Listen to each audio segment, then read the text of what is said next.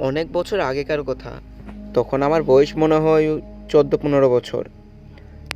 আমাদের গ্রামে আমি একটা স্কুলে পড়তাম। স্কুলটা 10-15 দিনের জন্য ছুটি দিয়েছে। অনেক দিন হয়ে গেছে আমি মামার বাড়ি যাইনি, তাই ভাবলাম এই ছুটিতে মামার বাড়ি থেকে ঘুরে আসব। আজকে প্রায় 4-5 বছর হয়ে গেছে আমি মামার বাড়ি যাইনি।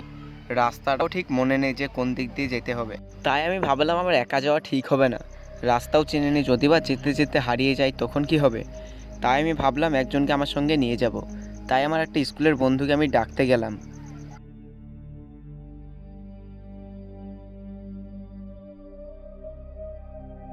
আমি তার বাড়ি পৌঁছে গেলাম। আমি দেখলাম সে বিছানায় বসে আছে। আমি গিয়ে বলতে শুরু করলাম, আরে আমি মামার বাড়ি যাব, অনেক দিন হয়েছে যাইনি এই ছুটিতে, তুই কি আমার সাথে যাবি? আমি রাস্তাটাও তো ঠিক মনে করতে পারছি না। তুই বলা যে কতদিন হয়ে গেছে, 4-5 বছর, রাস্তাও আমার মনে নেই। আমার একা একা যাওয়াও ঠিক হবে না। তুই গেলে আমার সাথে চল। না না, আমি যেতে পারবো না। তুই যা, আমি যাব না, আমার অনেক কাজ। তাছাড়া তো স্কুলে 10 দিন ছুটি। এই ছুটিতে বাইরে গেলে হবে? বাড়িতেই থাকবো। কেন রে, তুই আর আমি একসঙ্গে যাব তাই ভাবি আমি এলাম এখানে। আর তুই এখন যাব না বললে হবে? আর তাছাড়া আমি একা একা কীভাবেই যাব বল? চল আমার সঙ্গে। আমি বললাম না যাব না, তুই যা একা একা। দেখ, ছুটি তো মাত্র 10 দিন দিয়েছে।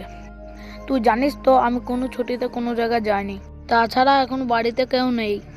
আমি যেতে চলে যাই তা বাড়ি ফাঁকা থাকবে। তাই আমার যাওয়া হবে না, তুই যা। এরপর আমি তার বাড়ি থেকে চলে আসি।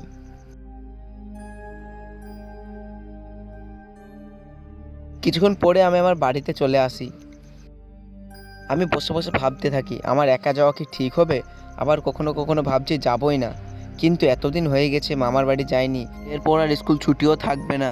তাই আমি মনে মনে ঠিক করলাম আমি একাই চলে যাব। তাই সেখানে বসে না থেকে আমি চলে গেলাম আমার ঘরের দিকে সব জিনিসপত্র গুছিয়ে নিয়ে আসতে।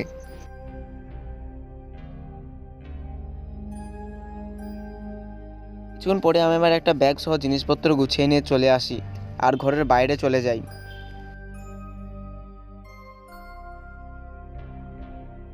যেতে যেতে একটা কি সুন্দর রাস্তা আমার সামনে, কিন্তু এত সুন্দর রাস্তাতেও আমার মন বসছিল না, কারণ আমি অত রাস্তাটা ভালোভাবে চিনি না। সামনে কি হবে কে জানে। এই করতে করতে আমি সামনে এগিয়ে গেলাম।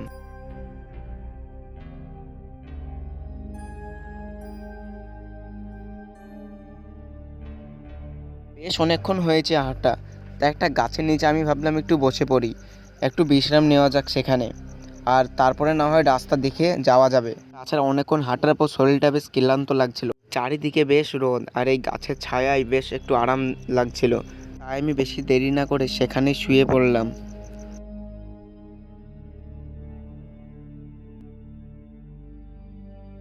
ঘুমোতে ঘুমোতে কখন সন্ধ্যা হয়ে গেছে আমি নিজেও জানি না। ঘুম থেকে উঠে দেখি চারিদিক বেশ অন্ধকার, আর কিছুক্ষণের মধ্যেই রাত হয়ে যাবে। তাই আমি চটপট করে উঠে পড়লাম আর ব্যাগটাকে নিয়ে চলতে শুরু করলাম। আমি যেটা ভয় করছিলাম ঠিক সেটাই হলো।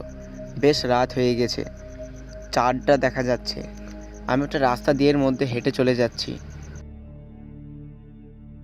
আর কিছু দূর যাওয়ার পর কি সুন্দর একটা জায়গার মধ্যে দিয়ে আমি যাচ্ছিলাম।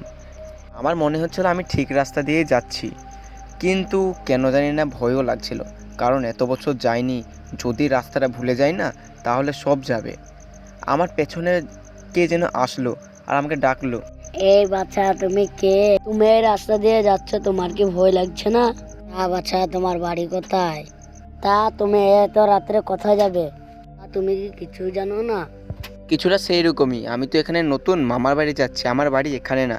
তাই এই রাস্তা দিয়েই আমার মামার বাড়ি যেতে হয়, তাই যাচ্ছিলাম। তা আপনাকে তো আগে কখনো দেখি না আমি। আমাকে তুমি চিনবে না, আমার বাড়ি অনেক দূর। তাছাড়া তুমি তো এখানে থাকো না, আমাকে চিনতেও পারবে না। চলো তাহলে, তোমার আমি একসঙ্গে এগিয়ে যাই। এবার অচেনা বৃদ্ধ লোকটার সাথে আমিও এগিয়ে লাগলাম, কিন্তু লোকটা আমার চেনা লাগলো না। আর তাছাড়া আমিই বা চিনবো কী করে, লোকটা তো বললোই সে অনেক দূরে থাকে, আর তাছাড়া আমিও তো এখানকার লোক না। কিন্তু আমি একটা জিনিস দেখে অবাক হয়ে গেলাম, সে বৃদ্ধ লোকটা আমার আগে হেঁটে চলে যাচ্ছে। কিন্তু কিছু দূর যাওয়ার পর আমি পিছনে তাকাইনি। কিছুক্ষণ পর আমি পিছনে তাকিয়ে দেখলাম সে বৃদ্ধ লোকটি আর নেই। তারপর আমি একবার পিছনে তাকিয়ে দেখলাম সে বৃদ্ধ লোকটি আর নেই। এইবার আমার মনে কিছুটা ভয়ের সঞ্চার হলো, তাই আমি জোরে জোরে এগোতে লাগলাম। এইবার আমার মনে হাজারটা প্রশ্ন একের পর এক জাগতে শুরু করলো। তাহলে সে বৃদ্ধ লোকটি কে ছিল? আর কোথায় বা গেল সে বৃদ্ধ লোকটি?